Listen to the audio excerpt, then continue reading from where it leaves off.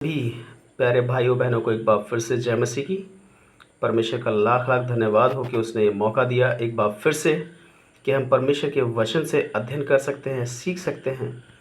और मेरे प्यारे भाइयों बहनों, जैसा हम जानते हैं कि ये दुनियावी पुस्तक नहीं है, ये पवित्र बाइबल है। ये परमेश्वर की प्रेरणा से उसके लोगों के द्वारा लिखी गई है और इसमें एक भी शब्द या डॉट भी किसी इंसान की तरफ से नहीं बल्कि पवित्र आत्मा से प्रेरित होकर लिखा गया है। तो ये हमारे जीवन के लिए, दुनियावी जीवन और आत्मिक जीवन और उस राज्य के लिए, सबके लिए बहुत ही ज़रूरी है। और ये हमें जीने का रास्ता बताती है, ये हमें जीने का तरीका बताती है और हमें कैसे अपने जीवन को चलाना है, हर एक बात में कैसे हमें अपने समझ का सहारा लेना है, ये सब कुछ हमें पवित्र वचन बाइबल बताती है। आइए आज हम देखेंगे, जैसे कि आप हेडिंग में देख सकते हैं, यहाँ लिखा है यूहन्ना द्वारा यीशु का बपतिस्मा। यूहन्ना द्वारा यीशु का बपतिस्मा। अब यहाँ पे बहुत सवाल उठते हैं कि क्या यीशु मसीह को बपतिस्मा लेने की ज़रूरत थी?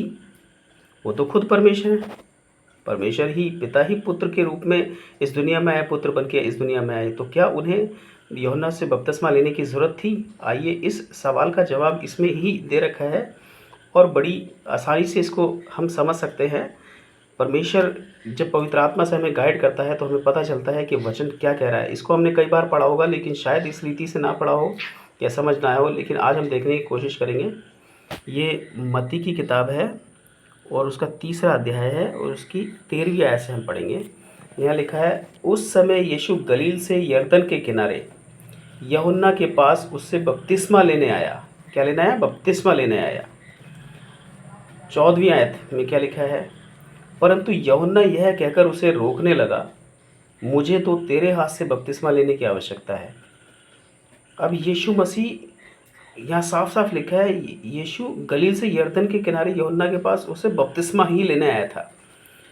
परंतु यूहन्ना उसे रोकने लगा कि भी उसे रोकने लगा और कहने लगा, मुझे तो तेरे हाथ से बपतिस्मा लेने की आवश्यकता है, तू मेरे पास आया है। 15वीं आयत में उस सवाल का जवाब है मेरे प्यारे भाइयों बहनों, जो ये कहता है, यीशु ने उसको यह उत्तर दिया। जो सवाल यूहन्ना करता है, परमेश्वर उसका जवाब, परमेश्वर के पास है, सारे जवाब हैं। इसलिए वो कहता है, अब तो ऐसा ही होने दे। इसकी ज़रूरत तो नहीं है, लेकिन अब तो ऐसा ही होने दे, क्योंकि हमें इसी रीति से सब धार्मिकता को पूरा करना उचित है। हमें इसी रीति से सब धार्मिकता को करना उचित है, पूरा करना उचित है। तो मेरे प्यारे भाइयों बहनों, यीशु मसीह हमारे जीवन में एक एग्जाम्पल रखे गए हैं। तभी तो वो कहते हैं, यीशु ने उसको ये उत्तर दिया, अब तो ऐसा ही होने दे। मतलब मुझे ज़रूरत तो नहीं है, लेकिन अब जो हो रहा है, जो मैं तेरे पास आया हूँ जिसके लिए, उसको ऐसा ही होने दे, क्योंकि हमें इसी रीति से सब धार्मिकता को पूरा करना उचित है। तो मुझे उम्मीद है कि जिन भाइयों बहनों का एक क्वेश्चन था कि क्या यीशु मसीह को बपतिस्मा लेने की ज़रूरत थी, वो मेरे ख्याल से, मुझे लगता है कि वो समझ आ गया होगा। ये बिल्कुल क्लियर है यहाँ पे। तब उसने उसकी बात मान ली कि हाँ, परमेश्वर जो कहता है वो ठीक है। और यीशु बपतिस्मा लेकर तुरंत पानी में से ऊपर आया और देखो, उसके लिए आकाश खुल गया और उसने परमेश्वर के आत्मा को कबूतर के समान उतरते और अपने ऊपर आते देखा। अब यहाँ पे मैं भाइयों बहनों, एक और सवाल है बहुत बड़ा, जो लोगों का बड़ा तगड़ा कन्फ्यूज़न रहता है। क्योंकि हम कहते हैं यीशु मसीह, बाइबल भी कहती है यीशु मसीह एक ही है, वही पिता है, वही पुत्र है, वही पवित्र आत्मा है। लेकिन लोगों को इसमें 3 दिखाई देते हैं। पिता अलग शख्सियत दिखाई देती है, पुत्र अलग दिखाई देता है, पवित्र आत्मा अलग। वो कहते हैं तीनों एक जगह दिखाई दे रहे हैं। अब यहाँ पे क्या लिखा है? साफ साफ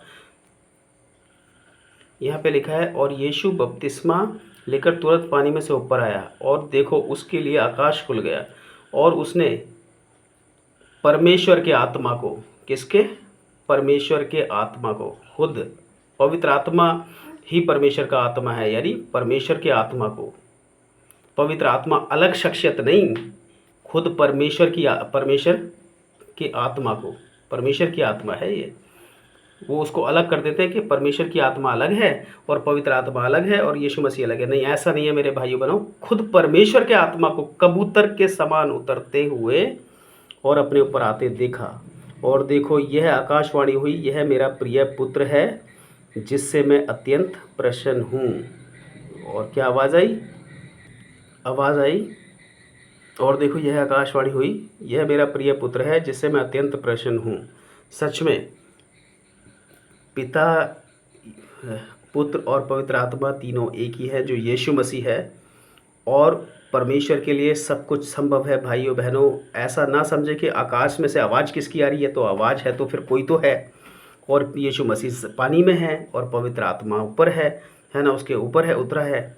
तो ये तीन चीज़ें अलग अलग नहीं है भाई, परमेश्वर के लिए सब कुछ संभव है। एक बार जो है एक चेला परमेश्वर से सवाल, परमेश्वर यीशु मसीह उससे उसको देख के बोलता है कि ये इज़राइल का ये सच्चा इज़राइली है, इसमें कोई कपट नहीं है। तो उसने बोला कि तू मुझे कैसे जानता है? उसने बोला जब तू जैतून के पेड़ के नीचे बैठा था, प्रार्थना कर रहा था, तब मैंने तुझे देखा। तब फिर उसे देखता है कि वहाँ पे उसको एक रोशनी दिखाई दी थी, यानी पवित्र आत्मा। तो उसने बोला अरे तू परमेश्वर का, वो जान के कि यही परमेश्वर है जो पुत्र बन के आया है। उसने बोला तू परमेश्वर का पुत्र है और तू महाराजा है।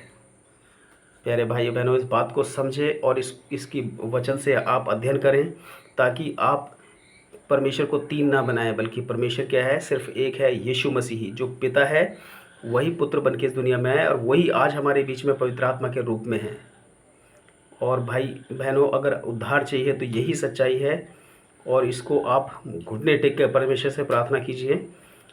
परमेश्वर ही आपकी मदद कर सकते हैं, कोई इंसान आपकी मदद नहीं कर सकता। मैं सिर्फ आपको बता सकता हूँ, या मेरे जैसे बहुत से लोग आपको सिर्फ वचन से बता सकते हैं।